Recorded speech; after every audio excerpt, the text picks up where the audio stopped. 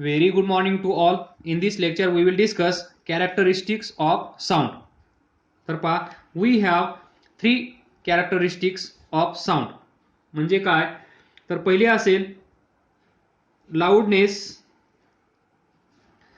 दुसरी pitch, that is loudness of sound, pitch of sound, and third quality. त्यालाच आपण म्हणू शकतो टिम्बर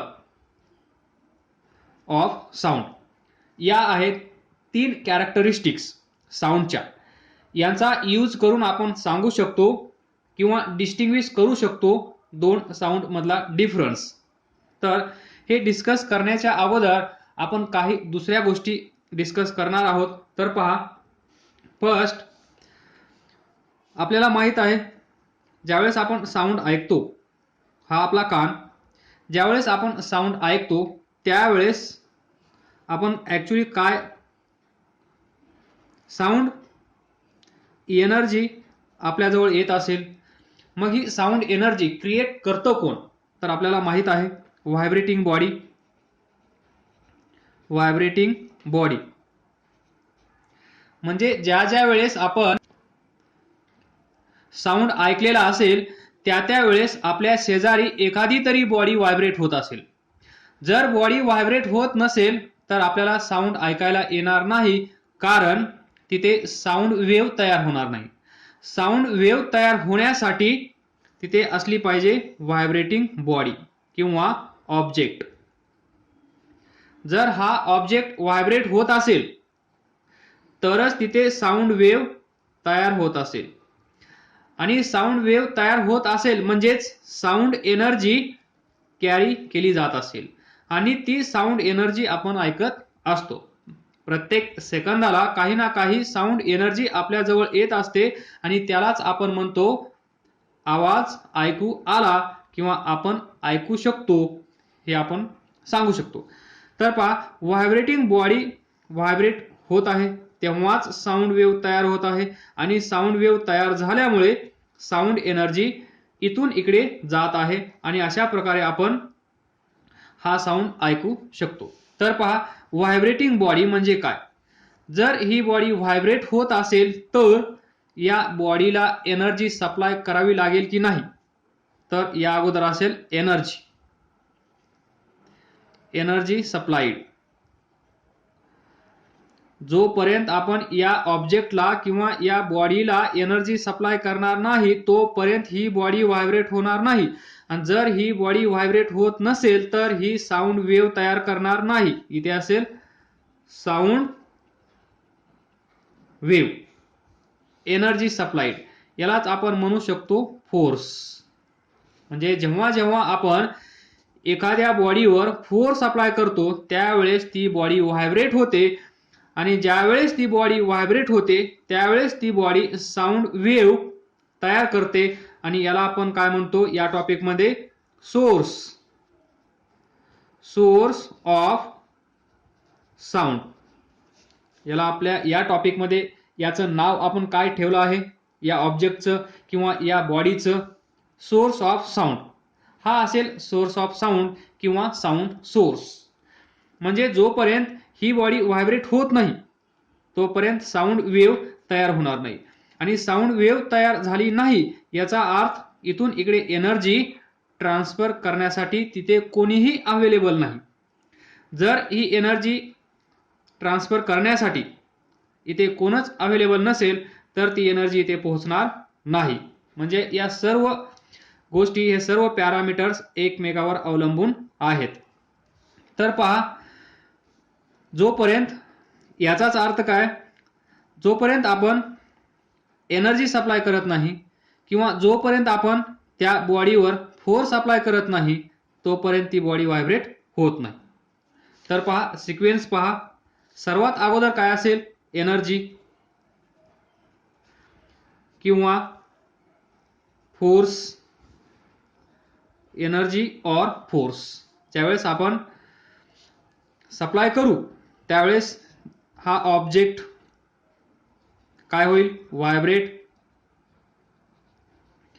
ज्यावेळेस हा ऑब्जेक्ट व्हायब्रेट होईल त्यावेळेस हा काय करेल, साऊंड वेव्ह तयार करेल आणि ज्यावेळेस साऊंड वेव्ह तयार होईल त्यावेळेस ही साऊंड वेव्ह पहा अशी इकडे येईल. म्हणजेच ही साऊंड वेव्ह काय करत असते, साऊंड एनर्जी या पॉइंट पासून या पॉइंट कडे घेऊन येत असते आणि इथे असेल आपला इयर. अशा प्रकारे आपण हा साऊंड ऐकत असू. तर एवढी आहे प्रोसेस इन शॉर्ट.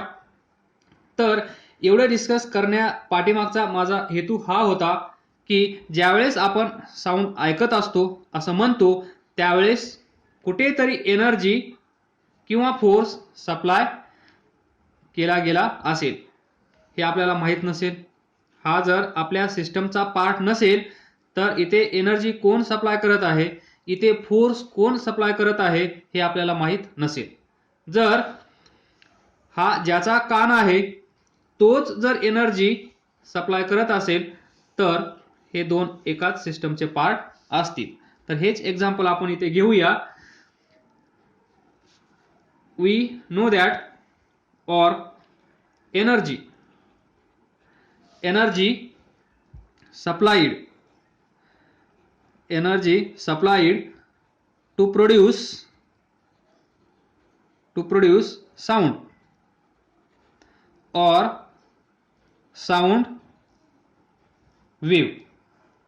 तर पहा हा घ्या ड्रम, हा सर्वांना माहीत असेल.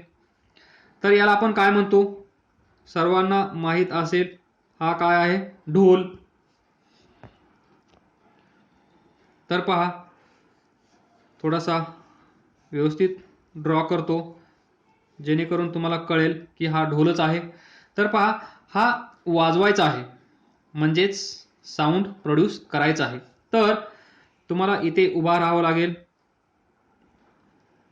बरोबर. हे तुम्ही, हा तुमचा एक हात आणि ही स्टिक ज्याने आपण हा ड्रम व्हायब्रेट करू. तर पहा हे सर्व डिस्कशन इथे ॲप्लिकेबल होत आहे की नाही. तर पहा याचे कान आपण प्रत्येक वेळेस विसरतो, बरोबर. तर पहा इथे साऊंड ऐकण्यासाठी एनर्जी सप्लाय केली गेली पाहिजे किंवा फोर्स अप्लाय केला गेला पाहिजे. तर पहा हा काय करत आहे, हा इथे एनर्जी सप्लाय करत आहे किंवा फोर्स अप्लाय करत आहे आणि हा ड्रम व्हायब्रेट करण्याचा प्रयत्न करत आहे. हा ड्रम म्हणजे ऑब्जेक्ट आपल्यासाठी, बरोबर. त्याचं नाव आहे ढोल. तर हा व्हायब्रेट करेल. व्हायब्रेट केल्यानंतर इथून साऊंड वेव्स तयार होतील. या साऊंड वेव्स, त्यापैकी काही साऊंड वेव्स या वाजवणाराच्या कानामध्ये जातील आणि यानेच प्रोड्यूस केलेला साऊंड ऐकायला येईल. इथे कोणी असतील ऑडियन्स, त्यांना पण हा साऊंड ऐकायला येईल. म्हणजे इथे हा एनर्जी सप्लाय करत आहे, या ऑब्जेक्टला म्हणजेच या ढोलला व्हायब्रेट करत आहे. व्हायब्रेट झाल्यानंतर हा ड्रम साऊंड वेव्ह तयार करत आहे. साऊंड वेव्हचं काम काय असतं, साऊंड एनर्जी कॅरी करणं. मग अशा प्रकारे ही साऊंड एनर्जी आपल्यापर्यंत येईल आणि तो साऊंड आपण ऐकू. तर पहा इथे दोन कॅटेगरी आपल्याला कन्सिडर करायच्या आहेत. नंबर 1, हा छोटासा ड्रम, हा वाजवणारा. तर पहा तर हा जो ड्रम आहे हा वाजवताना लेस एनर्जी सप्लाय करत आहे किंवा लेस फोर्स, थोडासा फोर्स अप्लाय करत आहे. तर काय होईल, सर्वांना माहित आहे काय होईल. तुम्हाला ऐकायला येणारा साऊंड कसा असेल, लेस साऊंड किंवा त्याला आपण म्हणतो स्मॉल साऊंड, त्यालाच आपण म्हणू शकतो सॉफ्ट साऊंड, त्यालाच आपण म्हणू शकतो फेंट साऊंड. तर पहा, ज्यावेळेस याने एनर्जी सप्लाय कमी केली त्यावेळेस आपल्याला ऐकू येणारा साऊंड कसा असेल? फेंट साऊंड असेल, थोडासा साऊंड आपल्याला ऐकायला येईल. पण ज्यावेळेस हा ड्रम, म्हणजे इथे व्हायब्रेशन कसं असेल?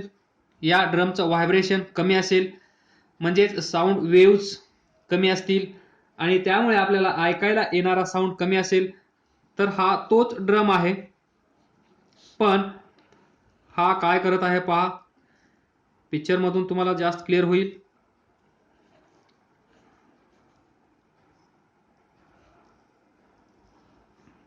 तर पहा, इथे हा काय करत आहे पहा, हे डिस्टन्स पहा, या ड्रम पासून या स्टिकचं डिस्टन्स पहा किती आहे. इथल्यापेक्षा इथे पहा थोडंसं डिस्टन्स होतं. जाणून बुजून मी थोडंसं डिस्टन्स ठेवलं, कारण हा ड्रम थोडासा व्हायब्रेट होईल. थोडासा व्हायब्रेट होईल म्हणजे थोडासा आवाज ऐकायला येईल. तर इथे पहा, हा ड्रम एवढ्या दूर, सॉरी, ही स्टिक या ड्रम पासून एवढ्या दूर घेऊन गेला आहे. हा म्हणजेच काय करत असेल? हा मोर एनर्जी सप्लाय करत असेल. काय करत असेल? मोर एनर्जी सप्लाय हा करत असेल. जर energy supplied by this man to vibrate this dhol is more, then जो साऊंड आपल्याला ऐकायला येणार असेल तो साऊंड कसा असेल? हार्ड साऊंड असेल. ढोल ताशा तुम्ही पाहता, तिथे जाऊन उभा राहा थोडंसं शेजारी, तर तुमच्या बॉडीचं पण व्हायब्रेशन होतं. या ड्रमचं तर होतच होतं, पण जो शेजारी असेल, डीजे पहा, डीजेचं एक्झाम्पल खूप छान आहे. डीजेच्या शेजारी जाऊन तुम्ही थांबा, तुमचं पण व्हायब्रेशन होतं. तर पहा, हा जो साऊंड असेल तो कसा असेल? Hard sound. यालाच आपण एकाच वर्ड मध्ये म्हणू शकतो लाऊड साऊंड. या डिस्कशन मधून तुम्हाला हे सांगायचं आहे मला की ज्यावेळेस आपण, conclusion number 1, when we supply more energy we get loud sound, that is मोठा आवाज. Number 2, when we supply less energy we get soft sound.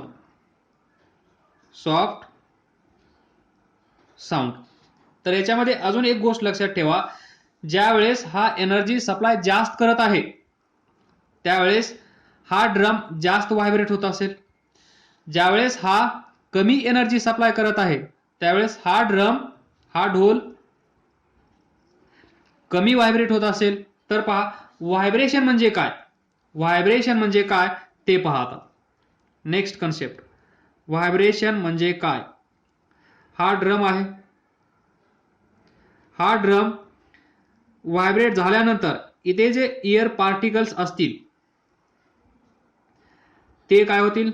Compress होतील, किंवा कॉम्प्रेशन अँड रेअरफॅक्शन आपण पाहिलं आहे. ते रिजन इथं तयार होईल, म्हणजेच कॉम्प्रेशन, रेअरफॅक्शन, परत कॉम्प्रेशन, परत रेअरफॅक्शन, अशा प्रकारे ही साऊंड वेव्ह आपल्यापर्यंत पोहोचली जाईल. तर व्हायब्रेशन म्हणजे काय? थोडक्यात याच्यापैकी एक पार्टिकल कन्सिडर करा. व्हायब्रेशन, व्हायब्रेटरी मोशन, व्हायब्रेटरी डिस्टर्बन्स म्हणजे काय? ज्यावेळेस आपण याला व्हायब्रेट करतो त्यावेळेस याच्या शेजारी असलेले एअर मॉलिक्युल्स, एअर पार्टिकल्स ते पण काय करतात? डान्स. म्हणजेच ही त्याची असेल फिक्स पोझिशन, तर हा डान्स करायला लागेल, इकडे जाईल, त्यानंतर तो परत येईल, परत अपोजिट डायरेक्शन मध्ये जाईल, परत तो ओरिजिनल पोझिशनला येईल, परत इकडे जाईल, परत इथे येईल, परत इकडे जाईल, परत इथे येईल, याला आपण काय म्हणतो, व्हायब्रेशन ऑफ दिस पार्टिकल. आणि हा याच्या फिक्स पोझिशन पासून जेवढा दूर जातो त्याला आपण म्हणतो अँप्लिट्यूड. अलग लक्षात, जेवढा हा मीन पोझिशन पासून किंवा फिक्स पोझिशन पासून जेवढा दूर जातो त्याला आपण काय म्हणतो, अँप्लिट्यूड. ए म्हणजेच अँप्लिट्यूड. तर मला सांगा, ज्यावेळेस इथे हा कमी एनर्जी सप्लाय करत असेल त्यावेळेस अँप्लिट्यूड किती असेल, कारण इथे व्हायब्रेशन कमी होत असेल. व्हायब्रेशन कमी होत असेल म्हणजे इथले पार्टिकल्स इकडे जात असतील, परत या साईडला इकडे जात असतील, तर एवढं अँप्लिट्यूड इथे असेल. तर याच इथं कंपॅरिझन केलं तर इथे जास्त एनर्जी सप्लाय केली जात आहे. इथे जास्त एनर्जी सप्लाय केली जात असेल तर इथला हा पार्टिकल एवढ्या दूर जाईल, बरोबर. इथे असेल एवढं अँप्लिट्यूड, तर पहा इथे एवढं अँप्लिट्यूड आहे, इथे अँप्लिट्यूड जास्त आहे. म्हणजे ज्या ठिकाणी एनर्जी कमी सप्लाय केली जात आहे त्या ठिकाणी अँप्लिट्यूड कसं आहे, कमी. ज्या ठिकाणी एनर्जी सप्लाय जास्त केली जात आहे तिथे अँप्लिट्यूड कसं आहे, जास्त, बरोबर. तर हीच महत्वाची गोष्ट आहे. पुढे म्हणजे हा जो ड्रम आहे, पहा हा जो ढोल आहे, याच्यावर ज्यावेळेस आपण या स्टिकने व्हायब्रेशन क्रिएट करू त्यावेळेस हा ड्रम व्हायब्रेट होतो. म्हणजेच काय होतात, सॉरी, हा ड्रम, हा ढोल व्हायब्रेट होतो म्हणजेच त्याला आपण काय म्हणू शकतो आपल्या या साऊंडच्या लँग्वेजमध्ये, हा जो लेयर असेल इथला, हा लेयर, त्याला स्किन पण म्हणतो आपण, ही स्किन किंवा हा लेयर, तो पण व्हायब्रेट होत असेल. त्याची पण काहीतरी एक मीन पोझिशन असेल, फिक्स पोझिशन असेल, मीन पोझिशन, बरोबर. त्यालाच आपण काय म्हणतो, फिक्स पोझिशन. आलं लक्षात. ज्यावेळेस आपण व्हायब्रेट करू त्यावेळेस हा या साईडला असा होत असेल, या साईडला असा होत असेल, अलग लक्षात. हा व्हायब्रेट होत असेल, हा व्हायब्रेट झाल्यामुळे याच्या शेजारचे एअर पार्टिकल्स म्हणा किंवा एअर मॉलिक्युल्स व्हायब्रेट होत असतील, त्याच्यानंतर त्याच्या शेजारचा, त्याच्यानंतर त्याच्या पुढचा, आणि अशा प्रकारे आपल्याला साऊंड ऐकायला येतो. तर इथे लक्षात घ्या, यालाच आपण म्हणतो, हे जे डिस्टन्स आहे ही मीन पोझिशन, या मीन पोझिशन पासून हा जो लेयर आहे, हा लेयर या साईडला एवढा दूर आला म्हणजेच मीन पोझिशन पासून या लेयरचं एवढं डिस्प्लेसमेंट झालं, यालाच आपण म्हणतो अँप्लिट्यूड ऑफ, पहा अँप्लिट्यूड ऑफ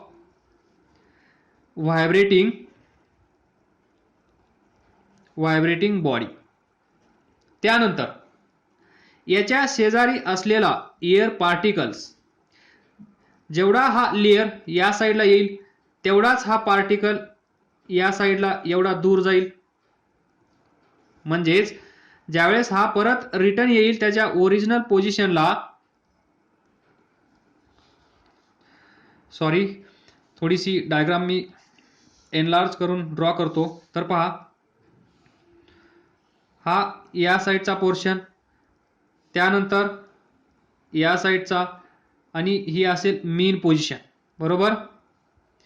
ज्यावेळेस आपण याच्यावर एनर्जी सप्लाय करून, फोर्स अप्लाय करून हा ड्रम, हा ढोल व्हायब्रेट करू त्यावेळेस हा लेयर मीन पोझिशन सोडून या साईडला एवढा दूर जाईल, या साईडला पण तेवढाच दूर जाईल, आणि याला म्हणतो आपण अँप्लिट्यूड.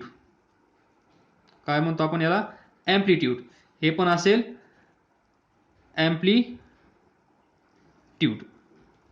तर पहा, मीन पोझिशन पासून याचं मॅक्सिमम डिस्प्लेसमेंट, मीन पोझिशन पासून लेयरचं मॅक्सिमम डिस्प्लेसमेंट, आणि हे कधी पण या साईडला जेवढं आहे तेवढंच या साईडला असतं, हे लक्षात ठेवा.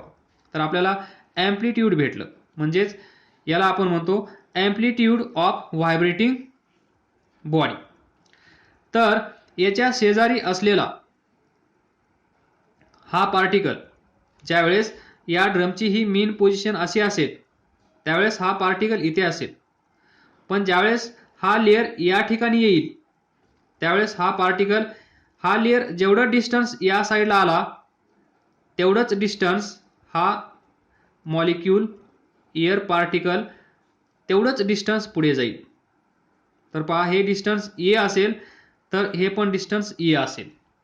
म्हणजेच इथे आपण काय म्हणू शकतो, एम्प्लिट्यूड ऑफ व्हायब्रेटिंग बॉडी. हा जो पार्टिकल आहे हा पार्टिकल डान्स करणार आपल्या लँग्वेजमध्ये, फनी लँग्वेजमध्ये. म्हणजेच त्यानंतर हा लेअर परत गेल्यानंतर हा परत इकडे जाईल, म्हणजे याची ही मीन पोझिशन असेल. अबाउट दिस मीन पोझिशन हा पार्टिकल पण डान्स करायला लागेल, व्हायब्रेट होईल. म्हणजे इथं लक्षात ठेवा, ही जी व्हायब्रेटिंग बॉडी आहे या व्हायब्रेटिंग बॉडीची एम्प्लिट्यूड पहा आणि याचं एम्प्लिट्यूड पहा. म्हणजेच साऊंड वेव्ह हे व्हायब्रेट होत आहे, म्हणजेच इथे साऊंड वेव्ह तयार होत आहे. म्हणजे या साऊंड वेव्हचं एम्प्लिट्यूड म्हणजेच या व्हायब्रेटिंग बॉडीचं एम्प्लिट्यूड. तर पहा तुम्ही इथे उभे आहात, तुमच्या शेजारी अजून कोणतरी उभे आहे. जर तुम्ही एवढं डिस्टन्स इकडे गेलात तर हा पण तेवढंच डिस्टन्स इकडे जाईल, बरोबर. जर तुम्ही एवढं डिस्टन्स इकडे गेलात तर हा पण या साईडला तेवढंच डिस्टन्स येईल. जर तुम्ही दोघं एकाच क्यूमध्ये उभे असाल तर तुम्ही एवढं डिस्टन्स पुढे आल्यानंतर हा काय करेल, तेवढंच डिस्टन्स पुढे येईल का त्यापेक्षा जास्त येऊ शकतो नाही. म्हणजेच हे डिस्टन्स हा एवढं पुढे जाऊ शकतो तर हा पण तेवढंच पुढे जाऊ शकतो. म्हणजेच हा ड्रमचा लेयर एवढं या डायरेक्शनमध्ये येऊ शकतो, तर इथे असलेला एअर मॉलिक्यूल एअर पार्टिकल तेवढंच डिस्टन्स पुढे जाऊ शकतो. तर यावरून आपण असा निष्कर्ष म्हणजेच कन्क्लुजन काढू शकतो, that is amplitude of vibration amplitude of vibrating body, amplitude of vibrating body is equal to amplitude of sound wave. ही जी साऊंड वेव्ह तयार होणार आहे त्या साऊंड वेव्हचं एम्प्लिट्यूड आणि व्हायब्रेटिंग बॉडीचं एम्प्लिट्यूड दोघांचं सेम असेल. त्याचप्रमाणे नेक्स्ट कन्सेप्ट, तर पहा आता या ड्रमच्या जागेवर मी ट्युनिंग फोर्क घेतो. हा ट्युनिंग फोर्क व्हायब्रेट झाल्यानंतर याचं हा प्रॉन्ग्स इकडे जाईल, त्यानंतर इकडे येईल आणि या दोन पॉईंटच्या मध्ये हा व्हायब्रेशन करत असेल. म्हणजे एका सेकंदामध्ये जर हा ट्युनिंग फोर्क एका सेकंदामध्ये जर 10 सायकल्स कळतात ना, 10 सायकल्स म्हणजेच हा एअर मॉलिक्युल्स इथे जाईल, परत इथे येईल, परत इकडे जाईल, परत इथे येईल, याला आपण म्हणतो एक सायकल. हे इथे तुम्हाला व्यवस्थित दिसेल, याला आपण काय म्हणतो एक सायकल. त्यानंतर ही दुसरी सायकल आणि अशाच प्रकारे भरपूर साऱ्या सायकल्स तयार होत असतील. तर तुम्हाला हा मेसेज द्यायचा आहे की हा जो प्रॉन्ग्स आहे हा जर 10 सायकल तयार करत असेल, 10 नंबर ऑफ सायकल्स, त्यालाच आपण काय म्हणतो frequency. Number of cycles per second, एका सेकंदामध्ये 10 सायकल्स याने कंप्लीट केल्या तर यालाच आपण काय म्हणतो फ्रिक्वेन्सी. म्हणजे जर या ट्युनिंग फोर्कची फ्रिक्वेन्सी 10 हर्ट्झ असेल, म्हणजेच हा 10 सायकल्स 10 व्हायब्रेशन्स एका सेकंदामध्ये करत असेल तर याच्या शेजारी असलेला हा एअर मॉलिक्यूल एअर पार्टिकल पण तेवढेच व्हायब्रेशन करत असेल. कारण हा प्रॉन्ग्स या साईडला जर 10 वेळेस गेला तर हा पण एअर मॉलिक्युल्स या साईडला 10 वेळेस जाणार. जर हा या साईडला 10 वेळेस गेला तर हा एअर मॉलिक्युल्स पण या साईडला 10 वेळेस येणार. तर ही हाफ या साईडला 10 या साईडला 10 म्हणजेच पूर्ण सायकल तयार होईल, या साईडला हाफ, या साईडला हाफ, त्याला आपण म्हणतो एक सायकल. अशा 10 सायकल्स एका सेकंदामध्ये, 10 सायकल्स म्हणजेच 10 व्हायब्रेशन्स. पहा, 10 सायकल्स पर सेकंद, त्यालाच आपण म्हणू शकतो 10 व्हायब्रेशन पर सेकंद. म्हणजे इथे जेवढ्या नंबर ऑफ सायकल्स होत आहेत त्या कशाच्या बरोबर आहेत? 10 व्हायब्रेशन्स पर सेकंद. म्हणजे हा जो प्रॉन्ग्स आहे या ट्युनिंग फोर्कचा, जर 1000 वेळेस व्हायब्रेट झाला, असा झुम झुम झुम झुम झुम झुम झुम झुम एका सेकंदामध्ये 1000 वेळेस जर हा व्हायब्रेट झाला, तर याच्या शेजारी असलेले एअर मॉलिक्युल्स ते पण 1000 वेळेस व्हायब्रेट होतात. म्हणजे ही एक सायकल त्यालाच म्हणतो आपण 1 हर्ट्झ. 1000 सायकल असतील तर फ्रिक्वेन्सी काय असेल? 1000 हर्ट्झ. म्हणजे इथे पण काय असेल? 1000 हर्ट्झ. तर इथून आपण असा निष्कर्ष काढू शकतो की फ्रिक्वेन्सी ऑफ दिस, याला आपण म्हणू शकतो व्हायब्रेटिंग बॉडी. तर हे असेल पहिलं कन्क्लुजन. दुसरं, frequency of vibrating body. Frequency of vibrating body म्हणजेच हा ट्युनिंग फोर्क जर 10 टाइम्स व्हायब्रेट झाला, तर याच्या शेजारचा एअर मॉलिक्युल्स पण 10 टाइम्स व्हायब्रेट होतो. म्हणजेच is equal to frequency of sound wave. तो जो साऊंड असेल तिथे क्रिएट झालेला, त्याची पण फ्रिक्वेन्सी तेवढीच असेल जेवढी या व्हायब्रेटिंग बॉडीची आहे तेवढी. जर तुम्हाला हे डिस्कशन समजलं असेल तर कॅरेक्टरिस्टिक्स ऑफ साऊंड समजले असं गृहीत धरा. तर आपण डिस्कस करूया one by one. First we will define the loudness. First, characteristics of sound. Loudness. तर पहा, लाऊडनेस म्हणजे काय? Loudness, the loudness of sound is measure of the sound energy reaching per second to the ear to the ear. Bus. The loudness of sound is measurement of sound energy. तर पहा ही definition, the measurement of sound energy. एवढंच तुम्हाला लक्षात ठेवायचं आहे. Loudness म्हणजे काय? the measurement or measure of sound energy. एखादी बॉडी व्हायब्रेट झाली तर आपल्याला साऊंड ऐकायला येतो. म्हणजेच आपण हा जो लाऊडनेस आहे,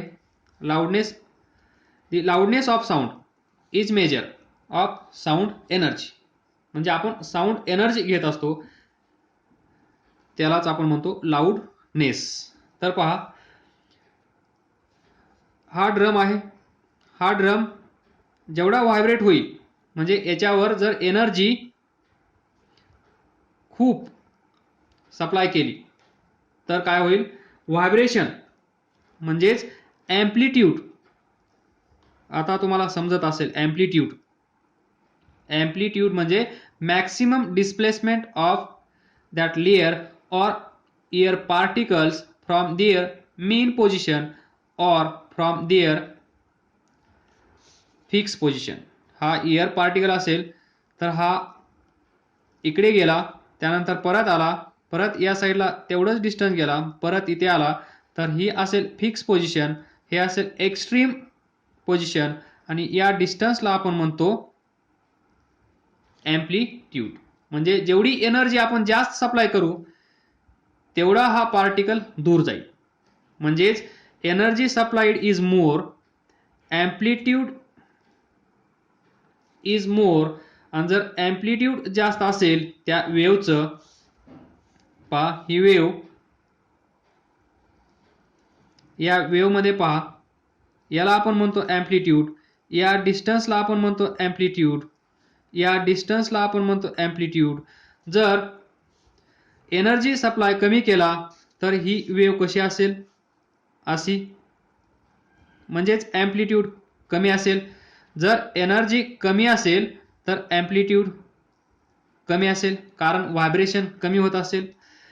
जर एनर्जी जास्त सप्लाय केलेली असेल तर एम्प्लिट्यूड जास्त असेल. तर ही केस ही केस ही. तर इथून पहा, एनर्जी सप्लाइड जास्त, एम्प्लिट्यूड जास्त. एम्प्लिट्यूड जास्त म्हणजेच लक्षात ठेवा, हा साऊंड कसा असेल, लाऊड. हा साऊंड लाऊड असेल, म्हणजे लाऊडनेस या वेव्हचा जास्त असेल, याचा कमी असेल, म्हणजेच याला आपण म्हणतो छोटा साऊंड, यालाच म्हणतो आपण मोठा sound. Depending upon this amplitude of this sound wave. ही काय आहे, साऊंड वेव्ह, ही पण एक साऊंड वेव्ह आहे. म्हणजेच आपण म्हणू शकतो लाऊडनेस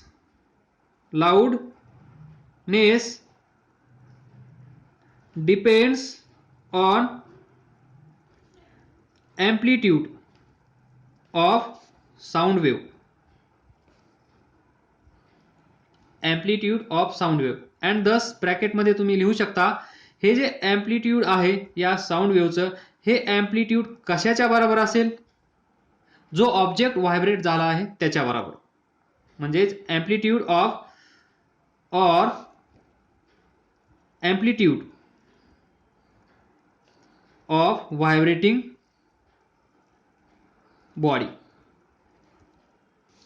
कारण अगोदर बॉडी व्हायब्रेट होणार, बॉडी व्हायब्रेट झाल्यानंतर त्याच्या शेजारचे एअर पार्टिकल्स व्हायब्रेट होणार.